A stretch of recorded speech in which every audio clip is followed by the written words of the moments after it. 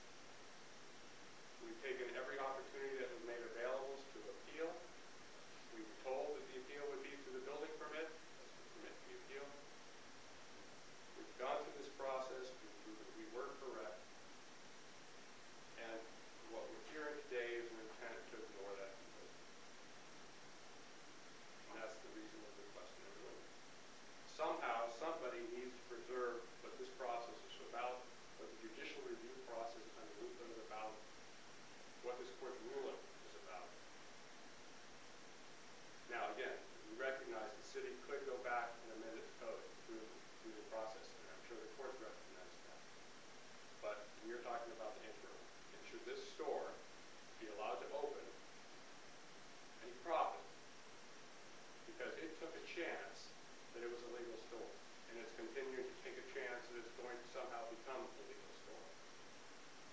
The answer to that should be no. So, Your Honor, I'm not going to extend my argument here, but I think the relief we requested, it's not very extraordinary. It's nothing more than keeping with what is already on the city's code, just preserving the status quo, pending some action by the city. All right. Thank you, Mr. McFlynn. I'm going to chance to respond. All right, Mr. McCullough. Thank you, Your Honor. Jack McCullough on behalf of Wal-Mart stores and the non-municipal respondents in this case. Mr. Mann indicates that the relief he's seeking is, quoting him now, not extraordinary. But as the court knows, the law in the state is clear that any request for equitable relief, and in particular request for injunctive relief, this seems to be, is always defined as extraordinary relief. And as we'll see in my comments here this morning, require the petitioners in this case to establish a prima facie case for that relief, which they have failed to do. Well, let me ask you a question, Mr. McCullough. If the court were to enter the type of order that I think you proposed, or...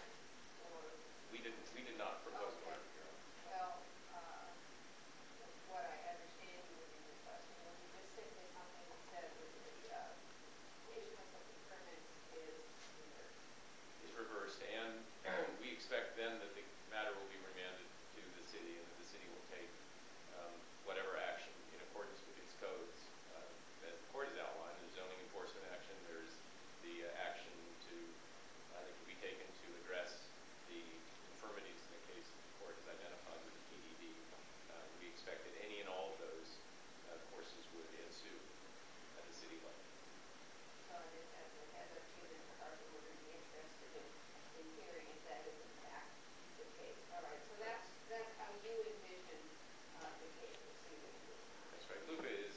If the court were to adopt a course of action along those lines, of course, you would realize that ultimately, for whatever reason, maybe the city would say, well, after we considered citizen input on a building of this size, we are not going to amend the PDD, and we're going to stick with the 50,000 square foot limitation. Your client understands that that would be among the great possibilities that could occur on remand. I will say on the record, Your Honor, that we are aware of that as a distinct possibility.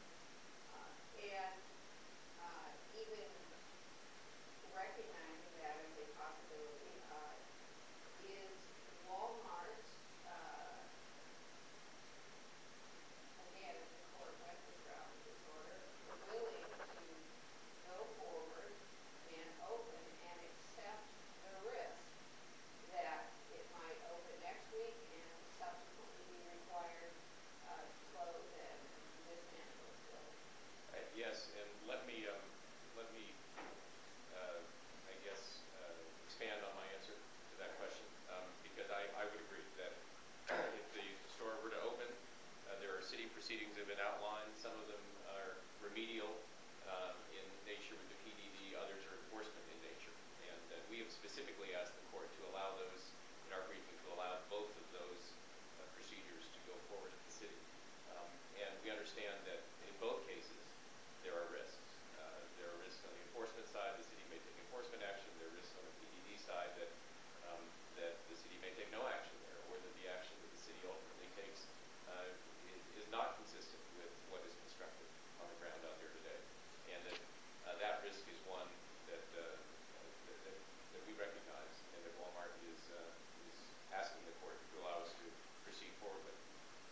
I will also say, Your Honor, that we have outlined here in our pleadings that there is this whole balancing of the equities concept that can come up in a context like this. We are not asking the court for equitable relief of any kind today.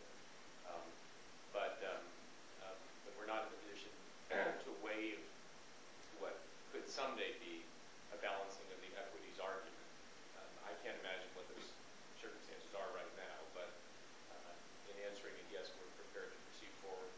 Well, let me interrupt you with another question, and again, this is the one I'll be particularly interested in hearing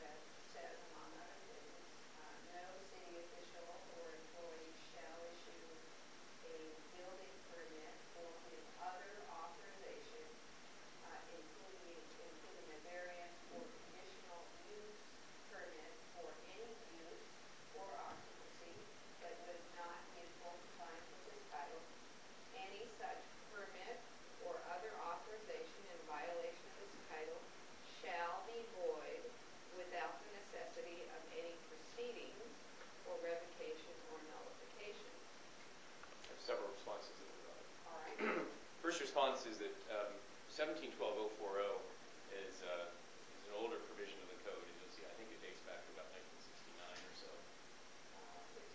62, pardon. And it is obviously a statement of the common law in the state of Washington pre-Nickram. You can go back and find cases that do stand for the proposition. I think Eastlake is one of the early ones that say that a invalidly issued permit is void ab initio. Nickram changed the law in this state on that issue, and changed it intentionally.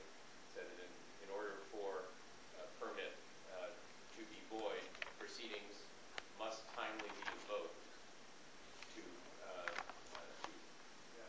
trigger review of that permit, in this case under Uhlhorn. So, first of all, to the degree that that code section is there, it is a statement of the common law that has since been superseded, we believe, by Nickram. Secondly, as Your Honor points out, you have to read the code in its entirety, and 1712.050 and the other sections of the code that we've cited establish a procedure for enforcement of the city that involves the mayor, the enforcement official, involves potential appeal to the hearing examiner. And as Your Honor is aware, any applicant, property owner is entitled to the opportunity, the due process opportunity to invoke whatever those procedures are. Thirdly, what the petitioners are presenting to the court is, frankly, an issue that's not before the court, Your Honor. And this gets to our exhaustion argument, that they are now presenting asking the court, in essence, to issue an advisory opinion on the question of how ought this section to be interpreted, given a set of facts that can be imagined. What LUPA asked the court to do is look at the record that has been presented to the court. The city has not taken an action of any kind under 1712.040, and if the city does take an action, that action is reviewable. If the city fails to take action under 040, their failure to take action may also be reviewable. There are opportunities to bring declaratory judgment requests. There are opportunities for risk of mandamus or prohibition. There are plenty of possible remedies out there available to petitioners. But asking the court right now to enforce a section that the city has not acted on and enforce it out of context with the rest of the code, we think, Your Honor, would be inappropriate. Also, particularly in view of the holding of the Nickram. I may continue, Your Honor, and I will, as you saw from our brief, we have a lot to say on this topic. Which I read every bit of it. I bet you did. So I'm going to move through this rapidly, and I'm not moving through it rapidly enough that I assume the court will have in doing so.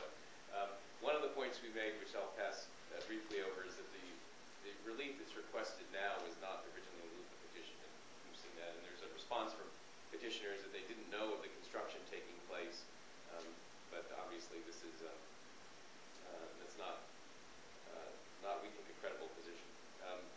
We've outlined that the equitable relief that's being sought is not authorized under LUPA, and Nickram, we do believe, changed the law in this state, that if the statute, as Nickram says, is plain and unambiguous, as we believe the remedial provisions of LUPA are, then it has to be interpreted in that form. So the court has the opportunity to affirm, reverse, or remand, but only if there is a remand, action can be taken to preserve the interests of the parties and the public.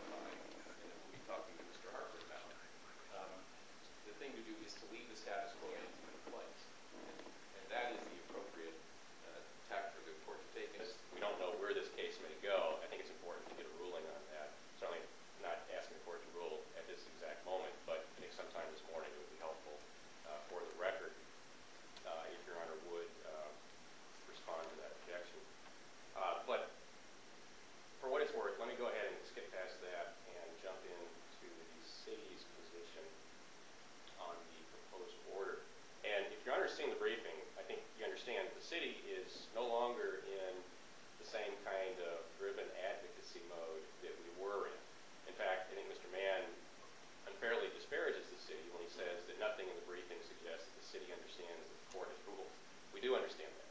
I think Mr. Mann improperly lumps us in with the other respondents at this point.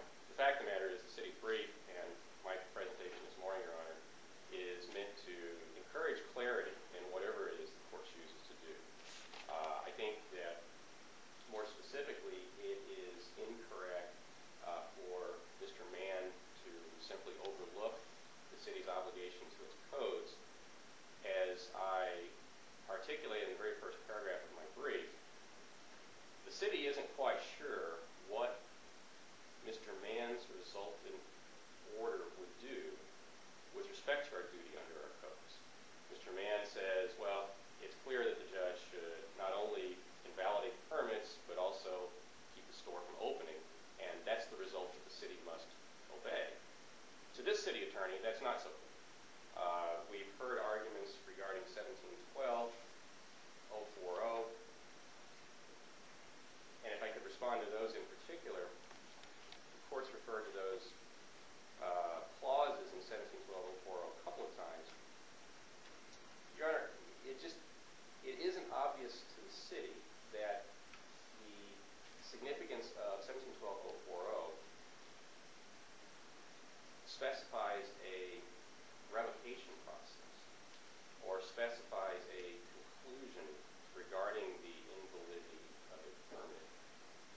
It is clear that 1712, 040 specifies a prohibition against issues. I mean, that's the specific language that you see there. No city official employee shall issue a building permit that would not be in full compliance. Any such permit, that is to say, any permit that is issued in violation of some kind of underlying infirmity or issued in violation of underlying fact, legal conclusion, is invalid. Well, that's not a revocation result. That's a prohibition. It is certainly equally plausible to argue that the revocation process under the Chelan Municipal Code is driven by Chapter 1504, which is a building code section of the Chelan Municipal Code. And the process specified under Chapter 1504 begins with the issuance of an order by the city building code official. I don't think I have it here.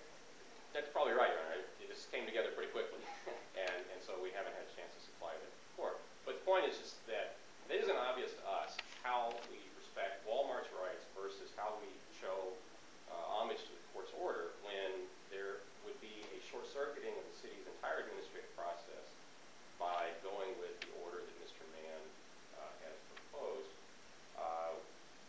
You asked earlier, Your Honor, what would the city's position be with respect to the opening of the Wal-Mart store, should it open on the 22nd? And I think the only responsible answer I can give, well, you can rephrase the question then, Your Honor. I'd be happy to answer it. Well, I think my question was, I'm not sure exactly how I put it, but the question is more along the lines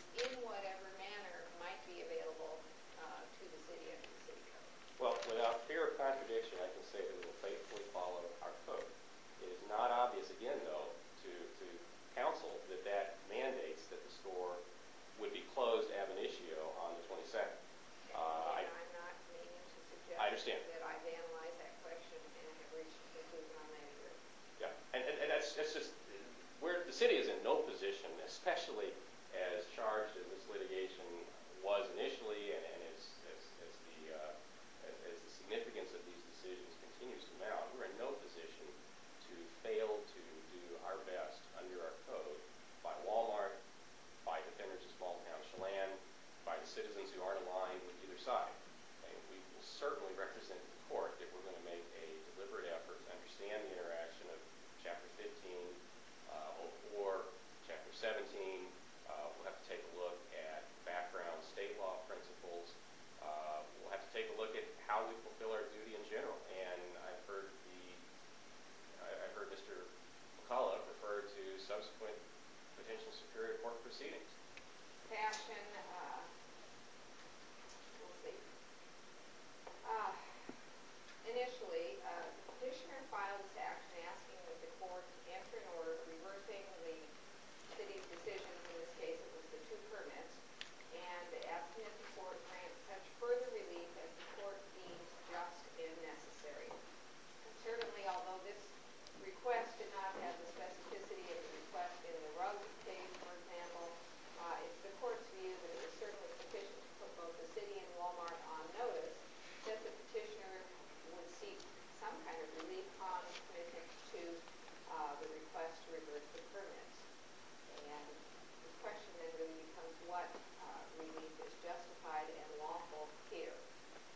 RCW 3670C 140 has been discussed in some detail in the briefing by the parties and also today in argument. And that particular section of the statute, I believe, is called the decision of the court.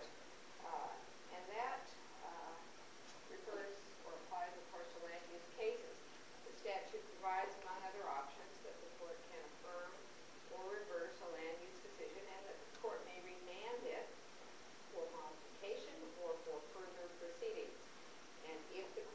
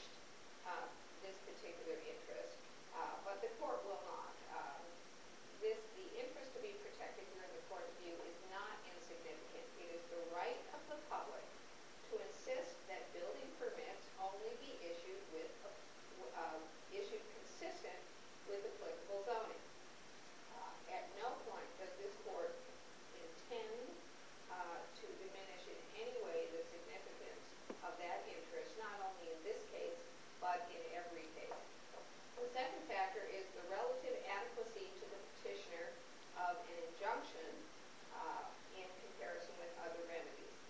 And here there is no doubt that preventing Wal-Mart from opening would send a strong message to the city and probably an equally strong message to Wal-Mart about how it might, about how both entities might conduct business in future cases. However, as Wal-Mart has set forth in some detail in its briefing and in Mr. McCullough's comments today, and Mr. Harper that also expanded on this today, there are other remedies available which also would have the effect of achieving compliance with the city's code and zoning. And for example, the city has at least 2, if not more, options available to it on remand. And some of those discussed today was that the city can enforce its code directly against Wal-Mart by issuance of a notice of violation under 17-12-050, that's part of the Chelan Municipal Code. Or, as suggested by Mr. Mann, the city might conclude that 17-12-040 has a conclusive effect and requires some type of immediate action in a way different than 050 provides. Or, as was also suggested primarily in Mr. McCullough's briefing, the city could initiate the process to consider modification of the planned development district with proper notice and the opportunity to petitioner and all other residents of Chelan to participate in that process and be heard. There may also be other